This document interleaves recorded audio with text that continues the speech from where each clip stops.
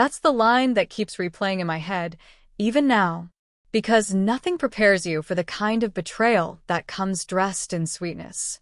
Nothing prepares you for discovering that the woman who kissed your forehead during labor was plotting to call your baby her own. It all started with a sound, a soft rustle in the dark. You know how sometimes, when the house is still and the world has finally gone quiet, even the smallest movement can feel loud? That night, the baby had finally fallen asleep, and I'd crept out of the room like someone tiptoeing away from a crime scene. I remember leaning against the hallway wall, breathing for what felt like the first time all day. And that's when I heard it. A shuffle. A drawer closing. Too soft to be my husband, too familiar to be a stranger. When I walked into the nursery, my mother-in-law, Salma, jumped like she'd been caught doing something she shouldn't. Her hands were clutching a folder, my baby's name peeking out from the top. I didn't say anything that night. Part of me froze. Another part wanted to believe she was simply checking on her grandchild. That's what good mothers do, right? Good wives trust. Good daughters-in-law don't overthink every shadow. I just whispered, "Mom, is everything okay?" She smiled, a soft, practiced, grandmotherly smile. "Just making sure the baby's comfortable," she said, placing the folder back into the drawer. Her tone was sweet as honey, but her fingers trembled just slightly. I should have asked right then. I should have opened that drawer. But I didn't.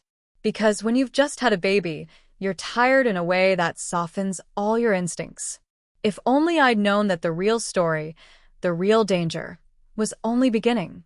Before all of this, before the sleepless nights and whispered conversations and hidden papers, my life felt predictable. Not perfect, but steady, like the kind of life you can exhale into. I'd married my husband, Hamza, 3 years earlier. He wasn't dramatic or overly romantic, but he had a kind of quiet steadiness I'd always craved. He was the type to bring me tea in the morning without announcing it, or to warm the car before I stepped outside in the cold. Kindness in small gestures, that was his love language. His mother, though, Salma, was different. She was warm, talkative, always full of opinions, always appearing with some homemade dish wrapped in foil. But beneath that warmth was a sharpness, the kind you only notice when you're watching closely. Still, I respected her. She was a widow. She lived alone, and Hamza was her only child.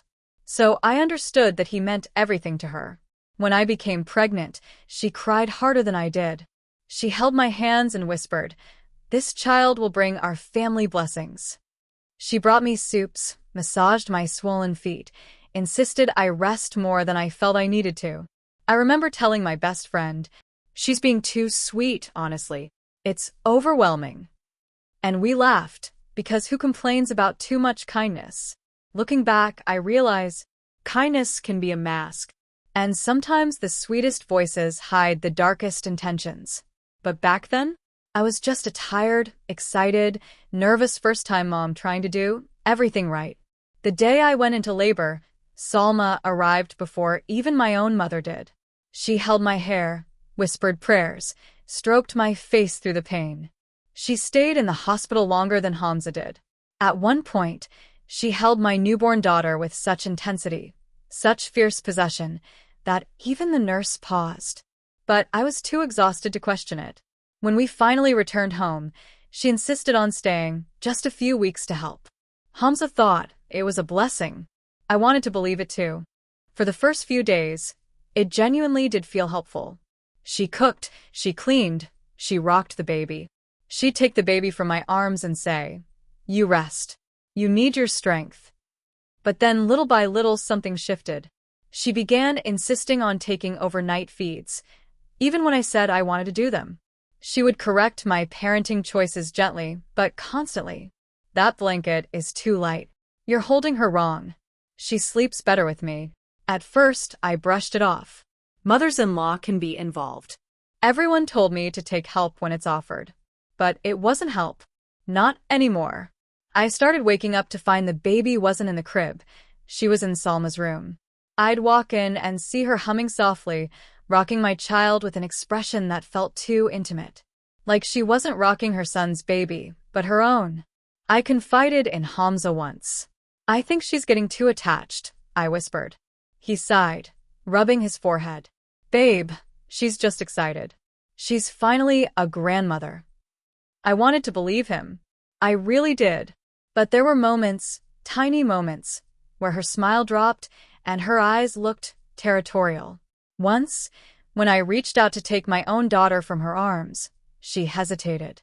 Just a fraction of a second, but enough to make my heart stumble. She's sleeping so well, she said. I'll keep holding her. My throat tightened. She's my baby, I replied softly. And the look she gave me then. Something sharp flickered behind her smile. It disappeared quickly, replaced by warm laughter. Of course she is, she said, handing her over. Of course. But my instincts whispered something else. Something I kept ignoring until the night I found the papers.